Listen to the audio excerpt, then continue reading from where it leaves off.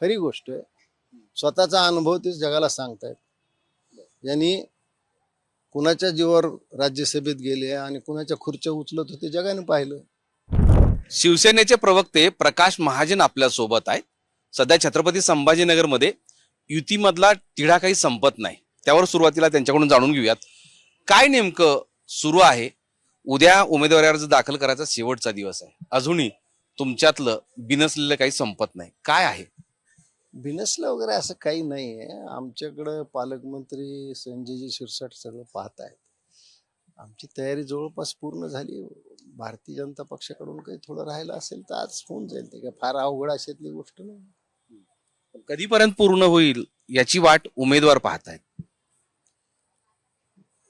आमचे उमेदवार म्हणाल तर शिरसाट साहेबांनी सगळं तयार केलेलं आहे. फक्त आता भाजपकडून काय थोड्या गोष्टीवर आहे तिथं झालं तर एकत्र पत्रकार परिषद होईल आणि जाहीर होईल. मुंबईमध्ये भाजपने आपली यादी जाहीर केलेली आहे.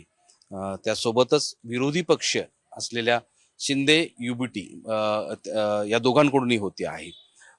या सगळ्या प्रक्रियेमध्ये इथल्या याद्या मात्र जाहीर होत नाही. पहिली गोष्ट अशी आहे की मूळ शिवसेना आम्ही आहोत. त्याच्यामुळे शिंदे गट वगैरे हा अपप्रचार तुम्ही बंद करा. म्हणजे निवडणूक आयोगाने कोर्टाने सगळं आम्हाला मान्यता दिलेली आहे. हा, तो उबाटा गट असू शकतो, ते त्याला तुम्ही म्हणू शकता.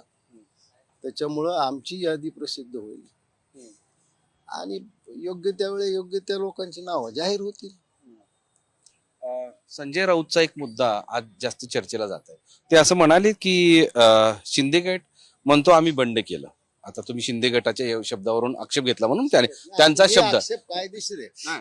त्यांचा शब्द आहे. म्हणजे संजय राऊत असं म्हणाले शिंदे गट म्हणतो आम्ही बंड केलं. कसलं बंड?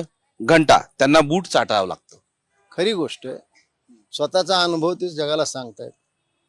यांनी कुणाच्या जीवावर राज्यसभेत गेले आणि कुणाच्या खुर्च्या उचलत होते जगाने पाहिलं. आणि आम्हाला निवडणूक आयोगाने मान्यता दिली. श्री एकनाथजी शिंदे यांच्या नेतृत्वाखाली असलेली शिवसेनाच ही मूळ आहे. धनुष्यबाण चिन्ह आम्हाला दिलं आणि सर्वोच्च न्यायालयाने सुद्धा आम्हालाच मान्यता दिली. चिन्ह आमच्याकडेच दिलं. त्याच्यामुळं यांनी संजय राऊतने फार बोलू नये. थोडं आजकाल आजारी असल्यामुळे स्मृतिभ्रंश झालेला आहे त्यांना. अशा मुद्द्यावरून आता मुंबई महानगरपालिकेची निवडणूक अधिक गरमागरमीची होऊ लागलेली आहे. आणि तिथे शिवसेना भाजप एका बाजूला तर दुसरीकडे तुमची अगोदरची मनसे आणि शिवसेना युबीटी यात जोरदार संघर्ष वाढू लागलाय. अशा स्थितीमध्ये आता चर्चा सुरू झाली की राज ठाकरे यांचं भविष्य काय किंवा यांना जास्त जागा मिळतील का? कशाच कोणत्या जागा? मुंबई महानगरपालिकेचा विषय बोलतोय. म्हणजे उबाटा गट त्यांना देईल लढवायला? ते उबाटा गट सांगेल ना. उबाटा गट त्यांना काय पहा, माझी माहिती अशी आहे, जी चूक आहे का बरोबर आहे तुम्ही पहा.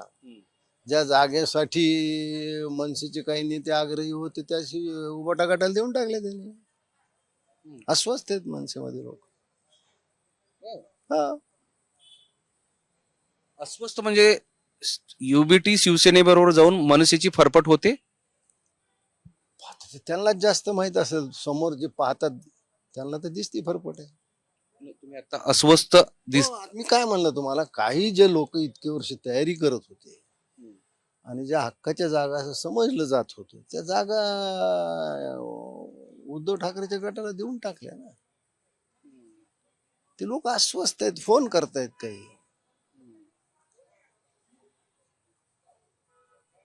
मनसेचं भवितव्य काय? त्याची काळजी मी कशाला करू?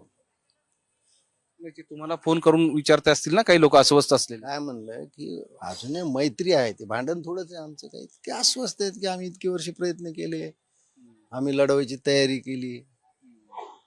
अहो त्याच्यातली ते एक नगरसेविका होती, ते बिचारीला नाही मिळालं. आता माहिती नाही नव्या रचनेत काय करतील आमच्यासारख्याने टीका केलं तर. त्याच्यामुळे मला असं वाटतं की उबाटा गटा हा पूर्ण हवी झालेला आहे. किंबहुना आपली संघटनात्मक ताकद काय आहे याचा अंदाज आल्यामुळं कदाचित मनसे त्यांच्या मागे जाण्याशिवाय त्यांना पर्याय नाही. तेच माझा प्रश्न तोच आहे की मनसेचं भवितव्य या मुंबई महानगरपालिका निवडणुकीनंतर काय असेल? मला त्याच्याविषयी भाष्य करण्याची काय गरज आहे, त्यांचं भविष्य ते ठरवतील. पण एक गमतीशीर गोष्ट तुम्हाला सांगतो की मराठी माणसा जागा हो, तुझ्या अस्तित्वाची ही शेवटची लढाई आहे, हे पोस्टर जोगेश्वरीच्या स्मशानभूमीत लागलं होतं. लावणाऱ्या कार्यकर्त्याचं मला खूप कौतुक वाटलं. मराठी माणसाचा बेगडी कळवळा असलेल्या त्या अभद्र युतीला स्मशानापर्यंत नेऊन सोडा असं तर त्याला सुचवायचं नाही, असं मला वाटलं ते पाहिल्यावर. कारण मी म्हणलं ना, मराठी सगळेच आहेत, आम्ही मराठी आहोत. आमच्या एक कमरेला करदोड आहे, त्यांच्याच नाही, आमचं सुद्धा आहे. त्याच्यामुळं मराठी माणसाचा जर तुम्हाला एवढा चिंता, एवढा कळवळा होता, तर तुम्ही यादी सांगा ना, किती मराठी माणसं पत्र्याच्या घरातून पक्क्या घरात गेलेले आहेत. पत्रा चाळीतल्या लोकांचे ते लग्न मोडलेत. तुमच्या 1-2 मातोश्री झाल्या, दोनाचे काही झालं, तर मराठी माणसाचं राजकारण नका करू. 25 वर्ष तुमच्या ताब्यात होती त्यावेळेस काय केलं? आताच तुम्हाला आठवलं का मराठी माणूस? ज्यावेळेस तुम्ही संकटात असतात त्यावेळेस मराठी माणूस आठवतो. तर हे असं भवितव्य प्रकाश महाजन यांनी महाराष्ट्राच्या समोर आणलेलं आहे. मोहम्मद इरफानचा माधव सावरगावी, साम टीव्ही, छत्रपती संभाजीनगर.